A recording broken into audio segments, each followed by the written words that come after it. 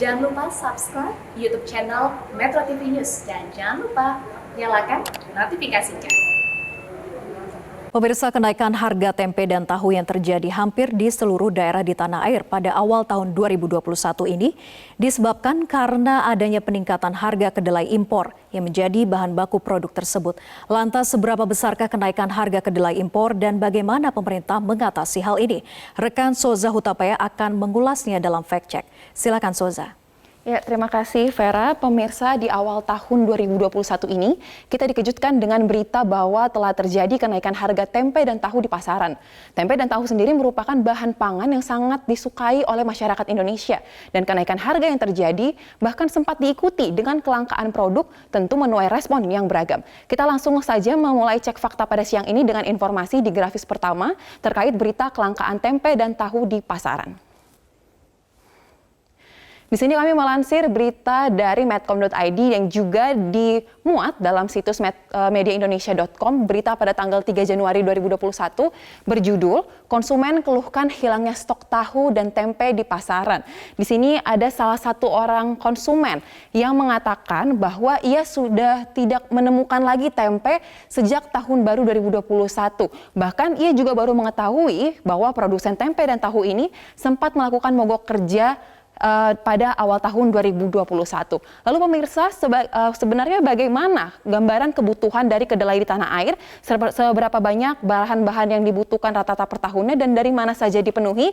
Kita langsung ke grafis kedua.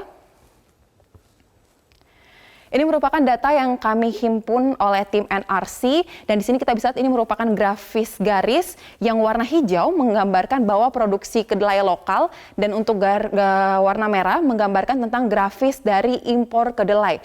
Gambar dari grafis hijau dan juga merah ini menunjukkan gambar yang cukup fluktuatif, namun kita bisa melihat pemirsa bahwa untuk produksi kedelai lokal sejak 5 tahun terakhir di tahun 2015 kita mulai, ini angkanya 0,96 juta ton. Sementara itu untuk impor kedelai, ini angkanya jauh di atasnya yaitu 2,25 juta ton. Dan memang jika kita perhatikan lagi selama 5 tahun terakhir ini, angka dari impor kedelai ini lebih tinggi dibandingkan daripada produksi lokal. Untuk tahun terakhir 2019, ini untuk impor berada di 2,67 juta ton, sedangkan untuk produksinya sendiri dalam tanah air, ini hanya ada di angka 0,48 juta ton. Dan untuk tahun 2020, sejak bulan Januari hingga Oktober 2020, impor kedelai dari Amerika Serikat sebagai negara yang paling besar melakukan impor kedelai ke Indonesia, ini mencapai 1,92 juta ton dengan angka taksiran transaksi ini sebesar 10,6 triliun rupiah. Kebutuhan kedelai impor di tanah air ini dipenuhi oleh sejumlah negara dan mayoritas negara-negara ini berada di benua Amerika Serikat. Apa saja negara yang melakukan impor ke Indonesia untuk produk kedelai ini? Di antaranya kami merangkum ada 4 negara yaitu Amerika Serikat, kemudian ada Brazil, ada Kanada dan juga Argentina. Keempat negara ini dan juga beberapa negara importir lainnya ini melakukan impor kedelai ke Indonesia untuk memenuhi kebutuhan kedelai di Indonesia yang rata-rata ini tiap tahunnya mencapai angka 2,8 juta ton. Sampai di sini kita bisa tarik kesimpulan bahwa meskipun tahu dan tempe merupakan bahan pangan favorit masyarakat, ternyata selama ini untuk produksinya kita masih sangat ketergantungan dengan kedelai impor. Bahkan kita belum bisa memaksimalkan hasil produksi kedelai di tanah air baik secara kualitas ataupun kuantitas. Kemudian pemirsa, bagaimana dengan kondisi stok persediaan kedelai impor sampai dengan saat ini di tanah air? Ini kami merangkum apa hasil yang sudah dilakukan penelitiannya oleh dari Akindo dan juga BPS. Untuk Akindo sendiri mengatakan bahwa ketersediaan stok kedelai di gudang importir sampai dengan saat ini disebut selalu stabil di angka 450.000 ton. Sementara itu dari BPS sendiri mengatakan bahwa impor kedelai di semester 1 tahun 2020 ini ada sebanyak 1,2 juta ton dan mayoritas ini digunakan untuk memproduksi tempe, kemudian 25%-nya untuk tahu dan sisanya untuk produk-produk yang lain. Dan secara garis besar untuk 10 tahun terakhir volume kedelai impor ini sudah mengalami peningkatan yang cukup signifikan yaitu mencapai 2 hingga 7 kali lipat produksi kedelai lokal. Peristiwa naiknya harga tempe dan tahu di pasaran yang juga sempat diikuti dengan kelangkaan produk di sejumlah daerah tentunya berujung kepada pertanyaan besar. Apa sebenarnya yang menjadi penyebabnya dan kenapa hal ini bisa terjadi? Ternyata pemirsa ada sejumlah faktor yang menjadi pemicu peristiwa ini. Kita lihat di grafis berikutnya. Berdasarkan data dari the Food and Agricultural Organization bahwa rata-rata kedelai, harga kedelai pada tahun 2020, tepatnya di bulan Desember, ini mengalami kenaikan. Jika sebelumnya berada di angka 435.000 US dollar per ton, ini mengalami kenaikan sebesar 6%. Kemudian jika kita rinci lagi untuk per baselnya, basel ini merupakan ukuran yang digunakan untuk menghitung jumlah produksi hasil pangan dalam bentuk kacang-kacangan atau dalam satu gantang. Ini di pasar internasional juga mengalami peningkatan sebesar 9%.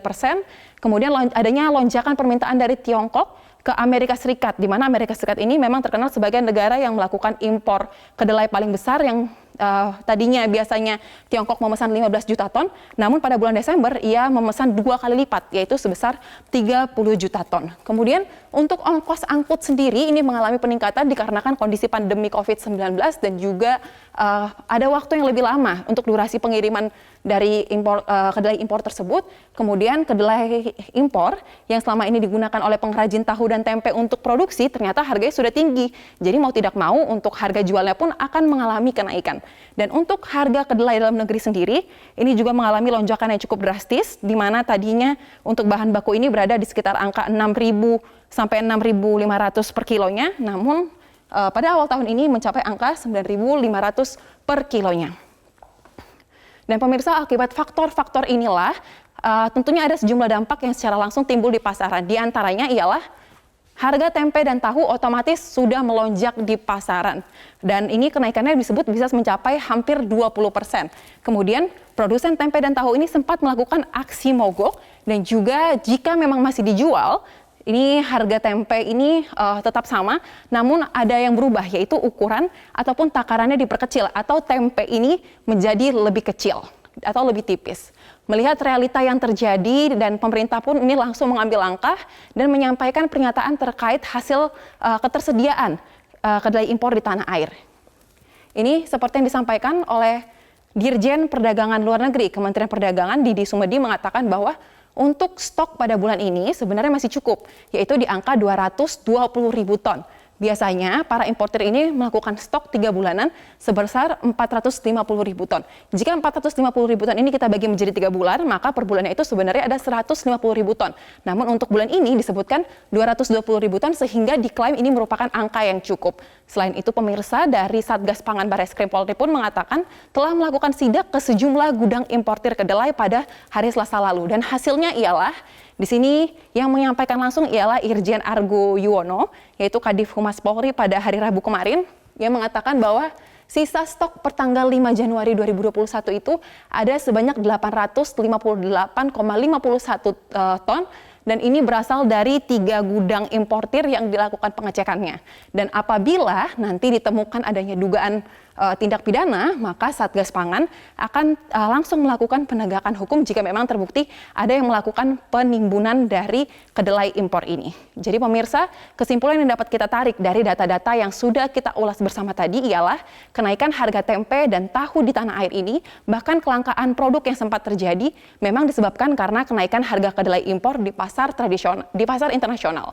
Produksi tempe dan tahu di Indonesia yang sampai saat ini 90% masih mengandalkan kedelai impor sudah pasti merasakan dampaknya. Kita harapkan melalui peristiwa ini dapat menjadi pembelajaran untuk kita mulai meningkatkan kualitas produksi kedelai nasional agar tingkat ketergantungan dari bahan impor ini bisa dikurangi, dan tentunya kementerian terkait dapat segera menemukan solusi atau jalan keluar agar situasi sulit ini dapat segera diatasi. Demikian Vera, kembali ke Anda. Terima kasih Soza Hutape atas pemaparan Anda.